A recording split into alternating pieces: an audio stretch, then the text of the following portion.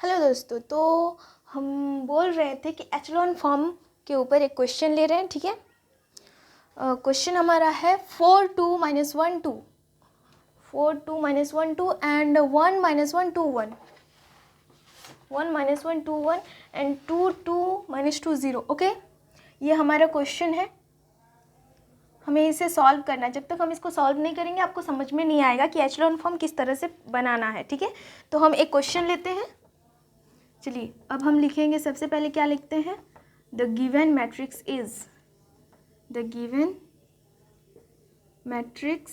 Is A which is equal to, क्या है हमारा मैट्रिक्स, 4 1 2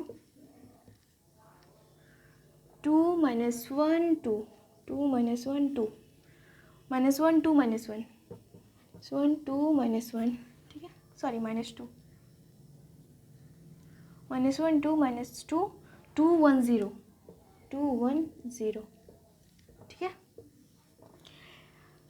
चूँकि हमारा मैट्रिक्स दिया हुआ है, हम इसको एचलॉन फॉर्म में कन्वर्ट कर रहे हैं। ठीक है, तो हमें क्या करना पड़ेगा, हम क्या देखें कि एचलॉन फॉर्म क्या कहता है कि किसी भी रो का फर्स्ट रो तो टर्म में रहेगा, मतलब वो जो है उसको हम जो भी लिखेंगे या तो हम कन्वर्ट करके कुछ यहाँ पे 1 आना चाहिए, उसके बाद 0 होना चाहिए, एक 0, उसके बाद 2 0, उसके बाद 3 0, इस तरह से 0 की संख्या बढ़ेगा, यही हमको एचलॉन फॉर्म कहता है। और जो नॉन ज़ीरो एलिमेंट है, यानी कि मान लीजिए 1 4 2 3, ये तो हम बताने ही भूल गए, और यहाँ पे 0 है, 1 3 1, फिर 0 0 4, सॉरी यहाँ 0 है, यहाँ 2 है। ठीक है, तो इसका रैंक क्या होगा, जितने भी नॉन ज़ीरो रो हैं वही उनका रैंक हो जाएगा। तो rank of A is equal to 3। इसका नॉन ज़ीरो रो कितना है, नॉन ज़ीरो रो मतलब कि जिसमें कि अगर इसमें ये भी नॉन ज़ीरो रो है, ठीक है, एक भी एलिमेंट अगर सारा एलिमेंट ज़ीरो होगा तभी वो ज़ीरो रोज कहा जाएगा।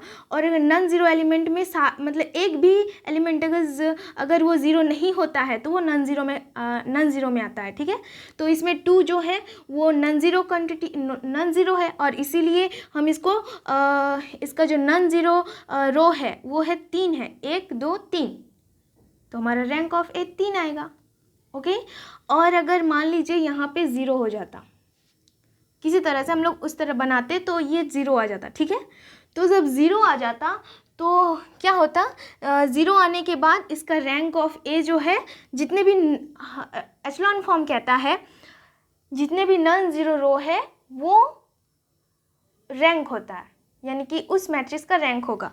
तो नॉन ज़ीरो रो हमें ये दिखता है, और मान लीजिए यहाँ पे 0 हो जाता है, इसका 2 टर्म नॉन ज़ीरो है। अगर एक भी टर्म अगर सारा भी 0 हो जाए, अगर एक भी टर्म अगर बच जाता है तो भी ये नॉन ज़ीरो में ही आएगा, तो इसका रैंक ऑफ मैट्रिक्स जो होगा वो 2 होगा। ठीक है, और अगर ये भी 0 हो जाए तब नॉन ज़ीरो रो तो एक ही आता है, तो इसीलिए इसका रैंक 1 हो जाएगा। इस तरह से हम लोग पहले तो हम लोग को 0 रो में लाना होगा इस फॉर्म को, ये जो हमारा मैट्रिक्स दिया हुआ है इसको हमको पहले 0 रो में लाना होगा। 0 रो में कैसे कन्वर्ट करेंगे, आप लोग एलिमेंट्री ट्रांसफॉर्मेशन 12th में पढ़े होंगे मैट्रिक्स का। तो चलिए हम लोग इसको बनाते हैं। ये R1 है, ठीक है, ये R2 है, ये R3 है। R1 मतलब रो 1 है, रो 2 है, ये रो 3 है। ठीक है, तो हम ये R1 को R2 में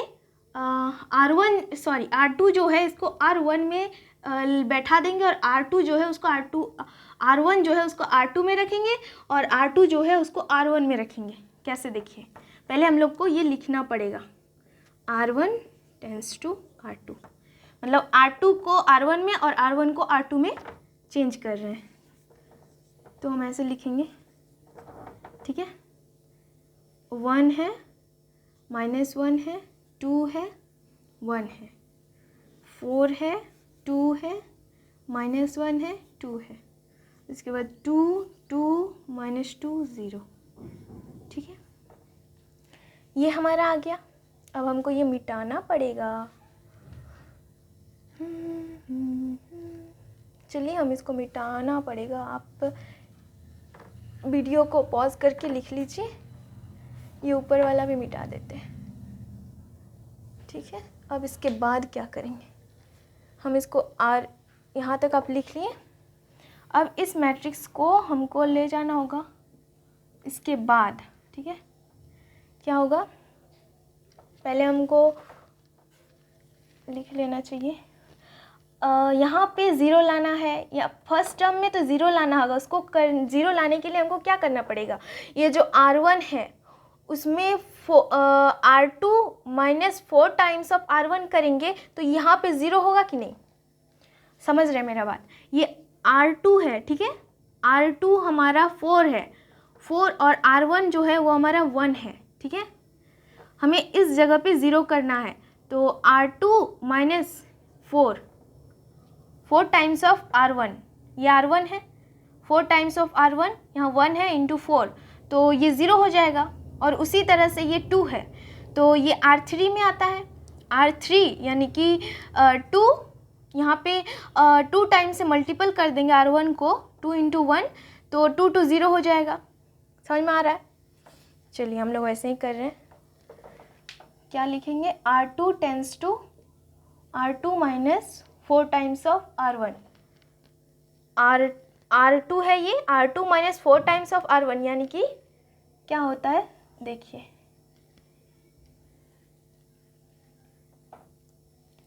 1 माइनस 1 2 1, ठीक है, यहाँ पे 0 हो जाएगा।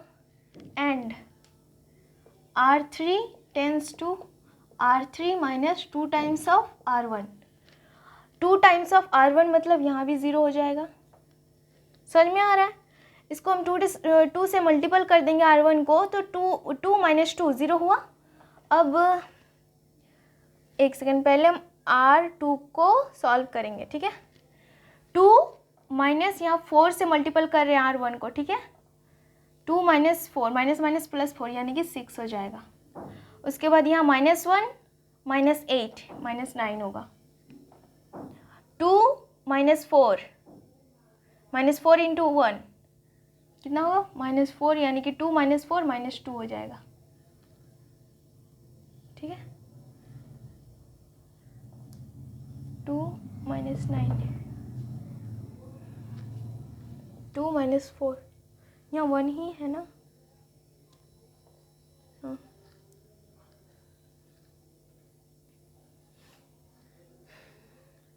ठीक है, अब आता है R3 में हम लोग 2 टाइम्स ऑफ R1 मल्टीपल किए, तो यहाँ R3 में 0 हो जाएगा, यहाँ पे 0 आया। उसके बाद 2 टाइम्स मल्टीपल किए तो प्लस यहाँ पे 4 हो जाएगा।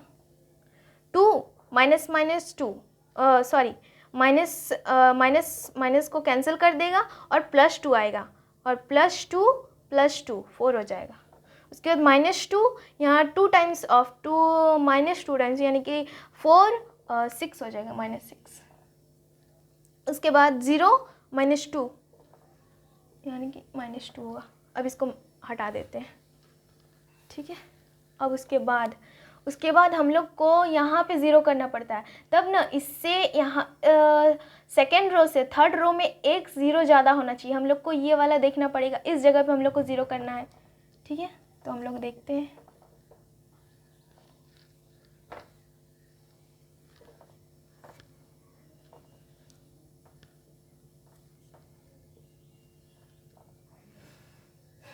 क्या है, 1 0 -1 2 1, इसके बाद 6 -9 -2, इस जगह पे हमको 0 करना है, ठीक है। कैसे करेंगे 0, हम लोग ऐसे कर सकते हैं। पहले हम लोग को ट्रांसफॉर्मेशन तो लिखना पड़ेगा, क्या है, इस जगह पे 0 करना है, तो हम लिखेंगे R3 tends to R3, 6 times of R3 minus 4 times of R2। समझ में आ रहा है? R3 में 6 टाइम्स ऑफ 4 यानी कि 6 इंटू 4 माइनस R2 में 4 टाइम्स इंटू 6, यहाँ पे 6 है, तो 6 4 24 माइनस 4 6 24 आया, इक्वल टू 0। तो चलिए अब हम लोग इसको सॉल्व करते हैं।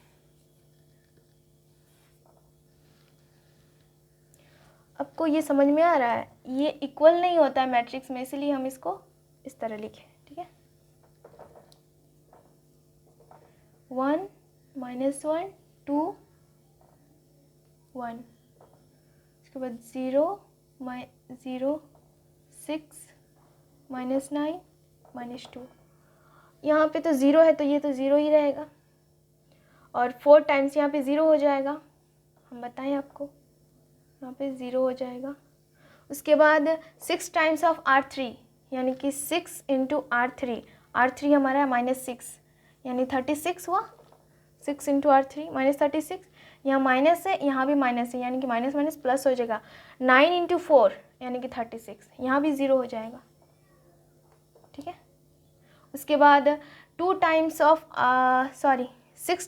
R3, R3 हमारा कितना है? -2 इंटू 6 -12। उसके बाद माइनस माइनस प्लस हो जाएगा। 4 टाइम्स ऑफ R2, 2 क्या है? 4 इंटू 2 8, तो आया कितना?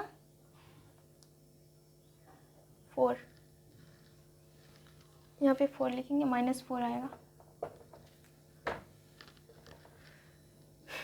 अब आप बता सकते हैं इसका रैंक कितना होगा, क्योंकि जितने भी नॉन ज़ीरो आप जानते हैं एचलॉन फॉर्म हम पहले ही बता चुके हैं कि जितने भी नॉन ज़ीरो रोज़ होंगे वो हमारा रैंक होगा। एचलॉन फॉर्म यही कहता है कि जितना भी नॉन ज़ीरो रो है वो रैंक होगा। अब तो आगे बढ़ नहीं सकते, इसको इसके साथ करेंगे तो ये नीचे वाला आ जाएगा, ये आ जाएगा, तो इससे होगा नहीं, ठीक है। तो इसीलिए हमारा यहीं तक लास्ट रहेगा, ठीक है। अब उसके बाद हम लोग क्या लिखेंगे? जितने भी नॉन ज़ीरो रोज़ हैं उनको हम रैंक कहते हैं, अंडरस्टैंड, ठीक है। इसके बाद इधर रख लिखते हैं, एक लिखना पड़ेगा टॉप। हम लोग क्या यूज़ किए? Which is in echelon form, echelon form, that is, ये दैट इज़ का सिंबल है, that is rank of A is equal to 3, ठीक है। Rank of A is equal to 3, हमें तो बस इसमें रैंक निकालना था और rank of A is equal to 3 आया, यही हमारा आंसर हो गया। देखिए एचलॉन फॉर्म मोस्ट इंपॉर्टेंट है, क्योंकि आगे चलकर हम लोग को बहुत सारा ऐसे टर्म होंगे, ऐसे क्वेश्चन होंगे जो हमें एचलॉन फॉर्म के ऊपर मतलब एचलॉन फॉर्म से बनाना होगा। इसीलिए आप एचलॉन फॉर्म को थोड़ा अगर एक बार में समझ में नहीं आता दूसरा बार वीडियो को देख सकते हैं, ठीक है।